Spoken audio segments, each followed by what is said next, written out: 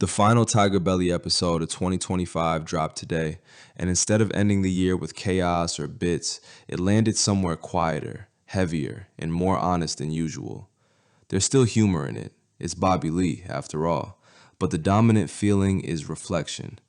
The sense of someone who stopped fighting the current and decided, for better or worse, to let it take him where it's going. A big part of that comes from Bobby Lee talking openly about something he's avoided for a long time: negativity, online discourse, and the emotional cost of paying attention to what people say about him. He explains that after years of getting worked up over comments, Reddit threads, and internet little wars, something in him just switched off. Not in a bitter way, more like exhaustion turning into clarity. A lot of the hate online, I became desensitized to it, and I kind of grew from it, and I changed. Yeah. I've also detached myself from little wars that people try to start to gain some sort of traction online. I'm not interested in that. You're not getting baited. I don't get baited, and I go, I love you. I literally don't care. And my mom's still alive. It's a huge thing. What else is good? I think it's just mostly, I've grown more this year than I've ever grown in any other year. I agree. The stuff that, happened with you and I was very bad and hurtful for me. When you said that you were pregnant was the worst day of my life. But then, you know what? I met your baby, and it's the greatest day. That's so sweet. It was meant to be. Yeah. And I'm just so happy for you because, I'm going to die alone. You might. No, you know what? No, we'll all take care of you. But it really did become the greatest thing. And,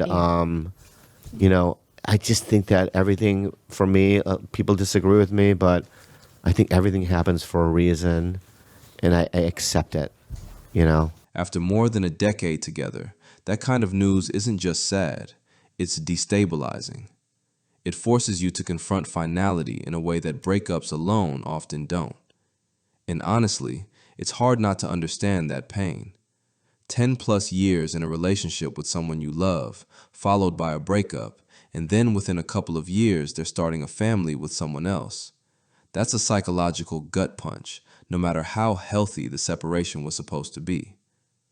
Bobby doesn't say it outright, but the regret hangs in the air. There's an unspoken sense that maybe he dropped the ball. Maybe he waited too long to grow up.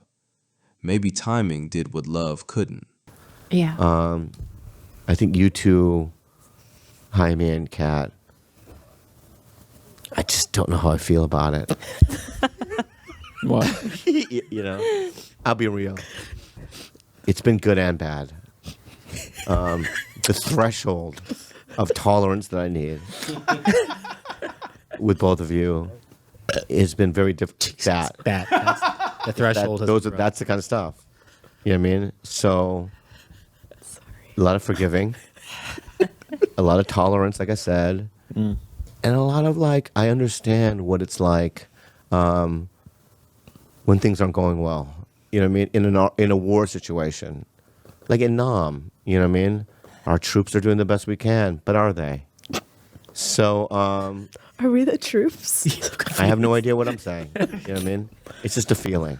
What makes this episode hit harder is the wider context around Khalyla. A lot of Tigerbelly fans were openly happy when the breakup happened. For years, she was blamed for everything: the fights, the tension, the direction of the show. Some painted her as a gold digger. Others compared her to figures like Jasleen, reducing a complex relationship to caricature. But it's worth remembering that Khalyla didn't just appear in Bobby's life. She helped build Tigerbelly. She pushed the podcast into existence and, by most accounts, revitalized Bobby's finances and momentum at a time when he was stuck. Another thing that I want to say about this year is I've really grown to love deeply Gilbert, George, and Alex. Thank you. I love you too. Love you. You're going to end up rooming with Alex next year. If you don't find a woman. No, I honestly, I think you guys are my friends.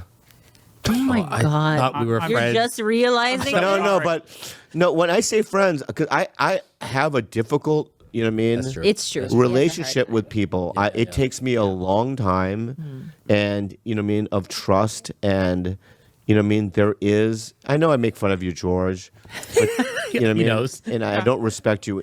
I'm being real. I'm just. Can I just be real? I don't respect you. Yes, you do. But You respect him. yeah, I do. But you know what I mean. But it's not. Dude. But I respect you do except when I have talk. such deep love for you. You know what I mean. He doesn't respect you, but he trusts you. I trust you. I don't respect you, but I trust you. Yeah. Yeah. Yeah, I mean, like I do the opposite of whatever you do. You know what I mean? Whatever your instincts are. Yeah. It's bad instincts. But and you know, I have to say about Andrew, I've developed a deep love for him too. And also my bad friend family, you know, except Macone. Macone drives me crazy. But still there is love there. So, you know, at the end of the day, it's been a positive year for me. The world is shit. And we got to do something. We really do. Maybe the midterms will help. But, you know, no judgment here. You know, you do what you do. But also open your eyes. That's a good Open your eyes, everybody. note. The final episode of 2025 feels like Bobby standing in the aftermath of all of this. Career expectations, internet noise, love lost, love transformed, and realizing that the world didn't end when the plans he once had fell apart. It feels like the quiet moment after a long argument, when nobody's trying to win anymore. There's no big speech about reinvention, no triumphant arc being sold, just a man recognizing that resisting reality caused more pain than accepting it ever did. What makes that acceptance feel earned is that Bobby isn't speaking from a place of failure or stagnation. If anything, he's talking at a moment when his career is arguably healthier than it's ever been. While he's buried the idea of chasing traditional Hollywood validation, he's accidentally built something far more sustainable, a life where he's respected, financially secure, and creatively free. That detachment from ambition doesn't read as giving up, it reads as relief. A huge part of that relief comes from the success of Bad Friends, which has quietly become one of the biggest comedy podcasts in the world. What started as a loose, chaotic pairing between Bobby and Andrew Santino has turned into a cultural force. The show isn't just popular, it's growing. Clips go viral constantly, live shows sell out, and the fan base feels organic rather than manufactured. It's the rare case of lightning actually being bottled and then somehow getting stronger over time. What's striking about Bad Friends is how well it reflects where Bobby is now. There's no pretense of self-improvement, no performative morality, no attempt to posture as anything other than flawed adults trying to make each other laugh. Santino's structure and discipline balance Bobby's chaos perfectly, and instead of exposing Bobby's weaknesses, the dynamic reframes them as part of the appeal. For the first time in his career, Bobby doesn't feel like the unstable variable in the room. He feels essential. That success matters because it reframes everything Bobby says in this Tigerbelly episode. When he talks about having nothing to lose, it's not because he's given up. It's because he's already won in a way that actually suits him. He doesn't need to read comments. He doesn't need to fight Reddit threads. He doesn't need to prove he's still relevant. The numbers are there. The audience is there. The respect is there.